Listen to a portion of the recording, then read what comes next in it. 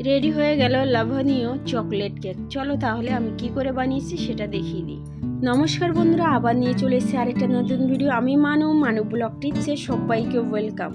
আজ তোমাদের দেখাবো ঘরেতে কি করে চকলেট কেক বানাবে। এটা কিন্তু ছোট থেকে বড়দের অনেক পছন্দ। আগে কিন্তু তোমাদের দেখিয়েছি স্পঞ্জ চকলেট কেক কি করে বানাতে হয়, ঘরেতে সস কি করে বানাতে হয়, তার ভিডিও কিন্তু আমি আগেই আপলোড দিয়েছি।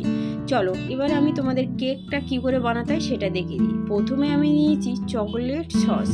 এটা আমি কিন্তু কালকে রাতে বানিয়ে রেখেছিলাম। আর এটা দেখো গরম জল, উমসুলো গরম জল নিয়েছি। আর হাফ বাটি জলে কিন্তু আমি 1.5 চামচ চিনি দিয়ে সিরাপ বানিয়ে নিয়েছি।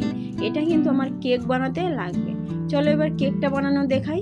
এখন নিয়েছি একটা চাকু, আমার কাছে প্যাসুলার নেই সেই জন্য চাকু নিয়েছি। আর একটা টিফিন বক্সের উপরে প্লাস্টিকের প্লেটের উপরে আমি কেকটা রেখে আমি স্ট্যান্ডের মতো করে নিয়েছি। যেহেতু আমার কাছে কোনো রকমের স্ট্যান্ড নেই সেই জন্য স্ট্যান্ডটা আমি এইভাবে বানিয়ে নিয়েছি। তোমাদের কাছে যদি থাকে তোমরা স্ট্যান্ড নিও, খুব ভালো হবে। তো যদি আমার ভিডিওটা ভালো লাগে প্লিজ আমাকে কিন্তু কমেন্ট করে জানিয়ে দিও। পুরো ভিডিওটা দেখার জন্য কিন্তু অনুরোধ রইল। এটা কিন্তু সবারই পছন্দ হয়, ছোট থেকে বড়দের চকলেট কেক অনেক পছন্দের। তো আমি প্রথমে দেখো 2 ভাগ করে নিয়েছি, তোমরা 3 ভাগও করে নিতে পারো, লেয়ার কেকও বানিয়ে নিতে পারো। আমি জাস্ট 2 লেয়ার কেক বানিয়ে তোমাদের দেখাচ্ছি। এবার আমার কাটা হয়ে গেছে যে আমি চিনির সিরাপটা আমি বানিয়েছিলাম, সেই সিরাপ দিয়ে পুরো কেকটা আমি ভিজিয়ে নেব। আবার খুব বেশি দেওয়া যাবে না, নাহলে কিন্তু কেকটা একদম গলে যাবে, ভ্যাত ভ্যাত করবে।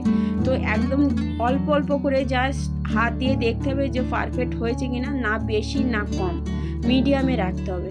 এবার দেখো আমি চকলেট সসটা আমি উপরে দিচ্ছি। আমি ভেবেছিলাম গরম জলের প্রয়োজন পড়বে, কিন্তু না, একদম নর্মাল হয়ে আছে। এতে কোনো রকমভাবে গরম জল টাচ করা যাবে না, না হলে কেকটা একদম গলে যাবে। এখন যেহেতু গরমকাল সেই কারণে কিন্তু কোনো রকমের ভাবেই গরম জলের প্রয়োজন পড়ছে না। যদি ঠান্ডার সময় হয় তো তাহলে কিন্তু একদম হার্ড হয়ে যেত, গরম জল চাকুটা এরকম ডুবিয়েই কিন্তু ফেলানো মতো হতো। কিন্তু এখন নর্মালে আছে, কোনোভাবে গরম জল টাচ করা যাবে না। তো আমি প্রথম মাঝখানে আমি লেয়ার দিয়ে কিন্তু কেকটা বসিয়ে দিয়েছি। দেওয়ার পরে দেখো চারি সাইডে কিন্তু আমি কভার করে নিতে হচ্ছে। এবার তোমাদের বলি, যদি তোমরা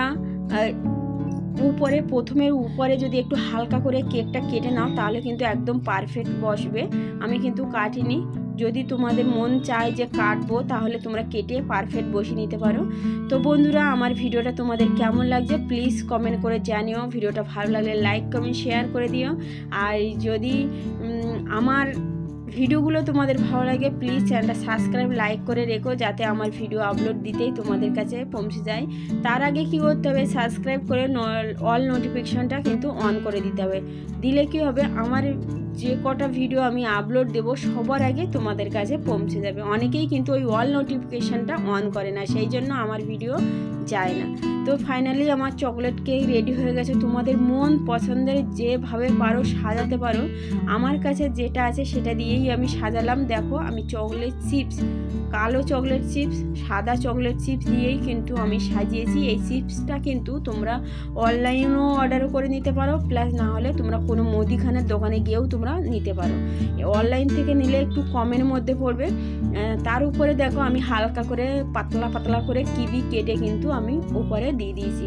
তো ফাইনালি আমার রেডি হয়ে গেছে চকলেট কেক। যদি ভালো লাগে আমাকে কিন্তু অবশ্যই জানিও, সবারই পছন্দের কেক। তো ভিডিওটা এই পর্যন্ত।